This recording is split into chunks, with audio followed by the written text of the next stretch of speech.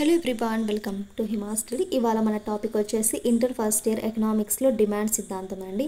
ఈ లెసన్ అంటే నేను ప్రతి లెసన్ కూడా డిఎస్సి సిలబస్లో ఏదైతే ఇచ్చారో వాటిని అన్నిటినీ కూడా నేను వీడియోస్ అయితే చేయడానికి అయితే చేస్తున్నానండి. ఇన్ కేస్ మీకు అంతగా డౌట్ ఉంటే, సిలబస్ ఉందా లేదా అని డౌట్ ఉంటే, నా ఛానల్లో ఇప్పటికే నేను డిఎస్సి సిలబస్ అనేది తెలుగులో ఇచ్చాను.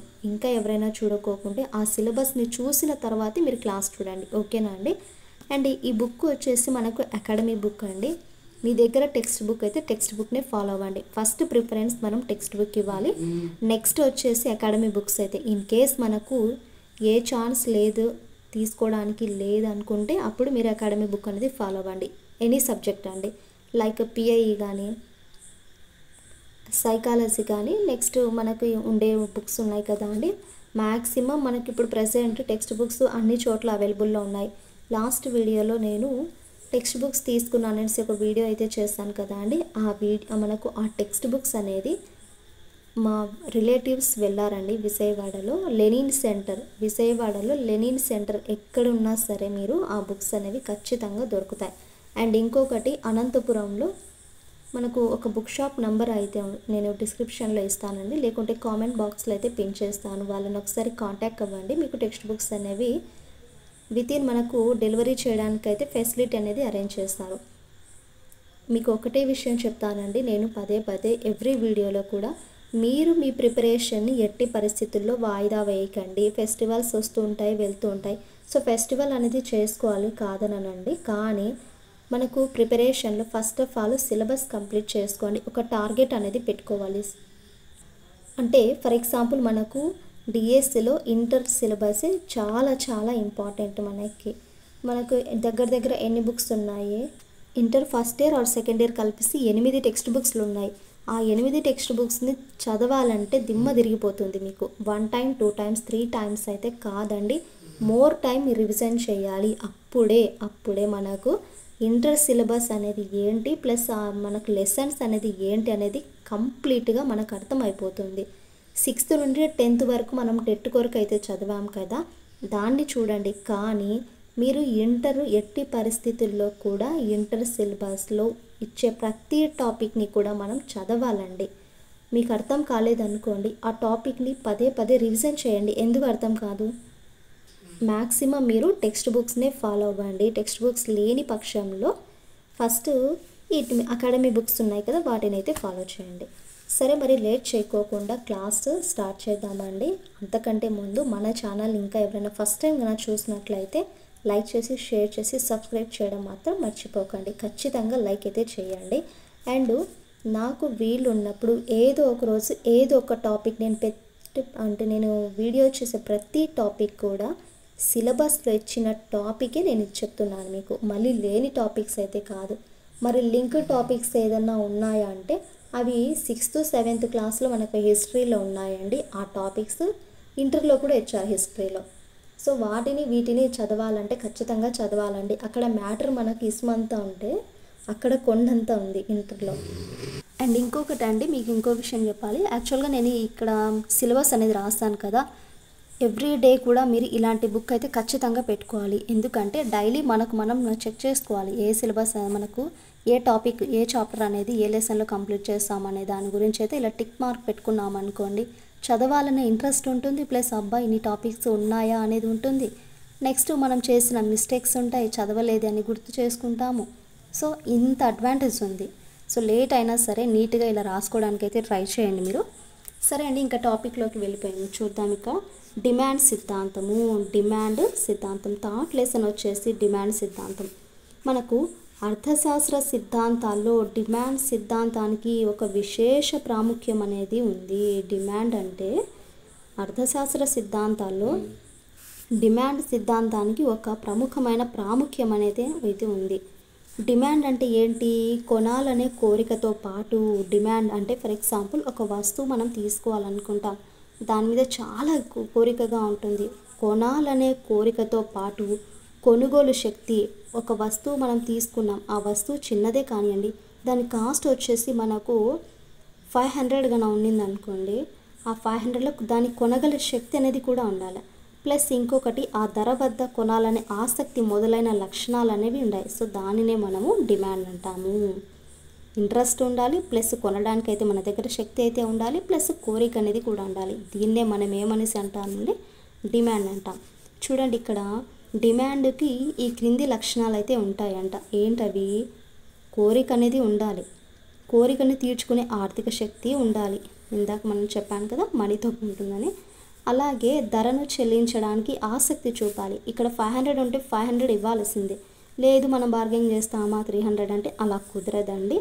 ధరను చెల్లించడానికి ఇంట్రెస్ట్ అనేది చూపించాలి. దానిని మనం డిమాండ్ అంటారు. అలాగే ఒక నిర్ణీత కాలానికి సంబంధించి ఉండాలి, ఒక నిర్ణీత ధర కలిగి ఉండాలి, ఖచ్చితంగా ఒక నిర్ణీతమైన ధర అనేది కలిగి ఉండాలి. ఇవన్నీ ఏంటయ్యా అని చూసుకుంటే డిమాండ్కి ఉన్న లక్షణాలండి ఇవన్నీ కూడా. అలాగే డిమాండ్ వస్తువు ధర, ప్రత్యామ్నాయ పూరిక వస్తువుల ధరలు, అలాగే వినియోగదారుని ఆదాయం, అభిరుచులు, అలవాట్లు, జనాభా, సాంకేతికపరమైన మార్పులు, వాతావరణ మార్పులు, ఆర్థిక స్థితిగతులు అనేది నిర్ధారిస్తాయి. డిమాండ్ అనేది చూడండి, ఫర్ ఎగ్జాంపుల్ మీకు ఒక లైన్ కనుక క్లియర్గా అర్థం కాలేదనుకోండి, ఆ లైన్ని మళ్ళీ ఇంకోసారి అయితే చదవండి మీరు.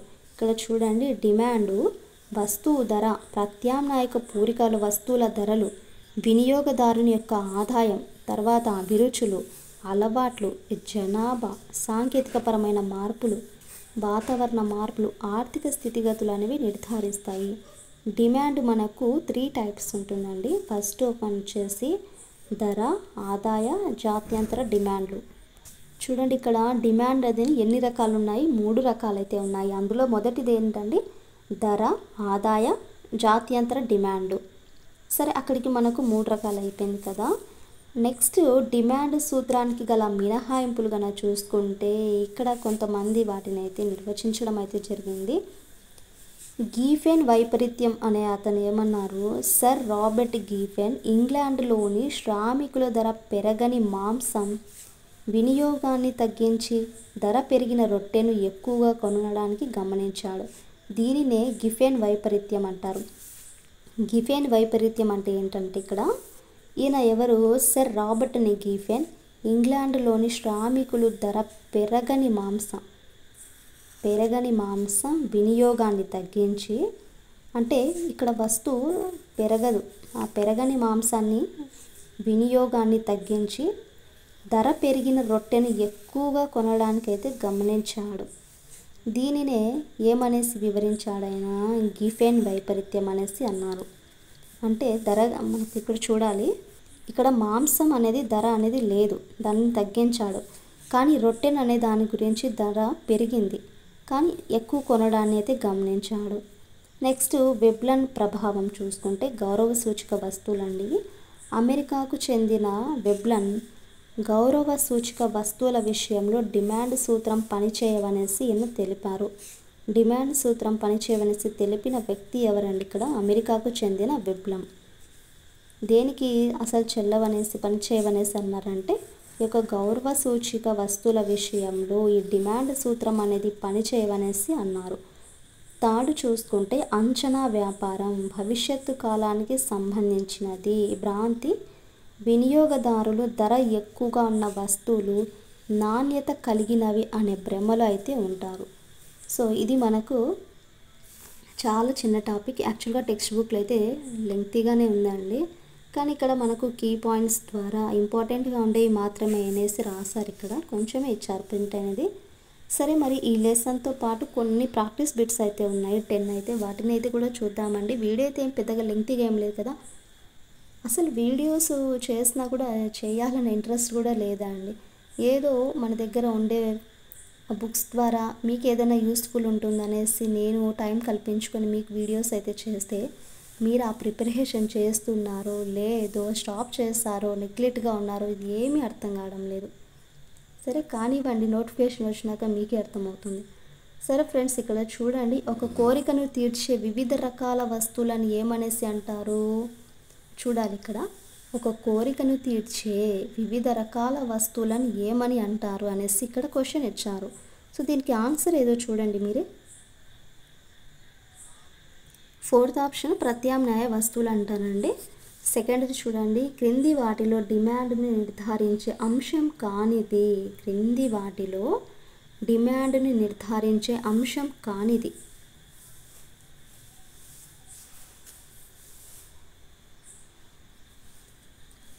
థర్డ్ ఆప్షన్ ప్రమేయ సంబంధం. థర్డ్ క్వశ్చన్, క్రింది వానిలో డిమాండ్ రకం కానిది. ఇక్కడ డిమాండ్ని నిర్ధారించే అంశం అన్నారు, ఇక్కడ చూసుకుంటే డిమాండ్ రకం కానిది ఇచ్చారు. కన్ఫ్యూజ్ అవ్వకోకుండా చూడండి.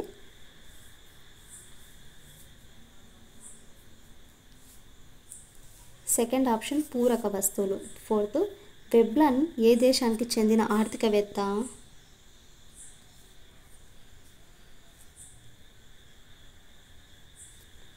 Third option America.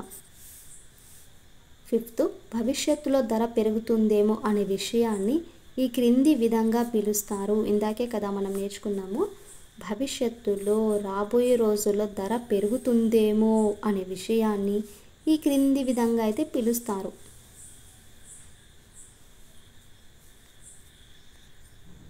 Second option చూడండి, ఇక్కడ అంచనా వ్యాపారం. సిక్స్త్, క్రింది వాటిలో డిమాండ్ మినహాయింపు కానిది.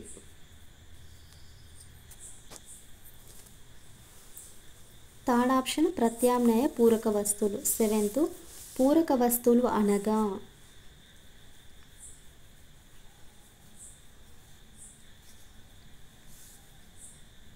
Third option is correct answer అండి, ఏ. అంటే ఒక కోరికను తీర్చడానికి కొన్ని వస్తువులు సమిష్టిగా ఉపయోగపడతాం. ఎయిత్, ధరలో మార్పు వచ్చినా రాకున్నా డిమాండ్లో మార్పు రావడాన్ని ఏమంటారు? ధరలో మార్పు వచ్చినా రాకున్నా డిమాండ్లో మార్పు రావడాన్ని ఏమంటారు?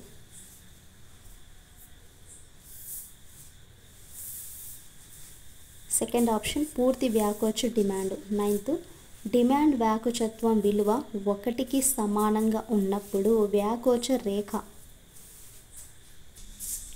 థర్డ్ ఆప్షన్ మనకు చూడండి, లంబ అతివర